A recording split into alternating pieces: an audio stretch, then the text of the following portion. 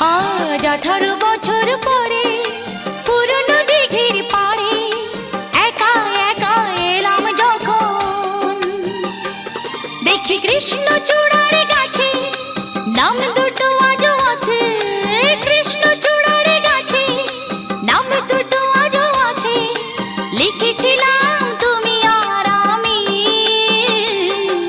কিশোর কিশোরী ছিলাম যখন, ও কিশোর কিশোরী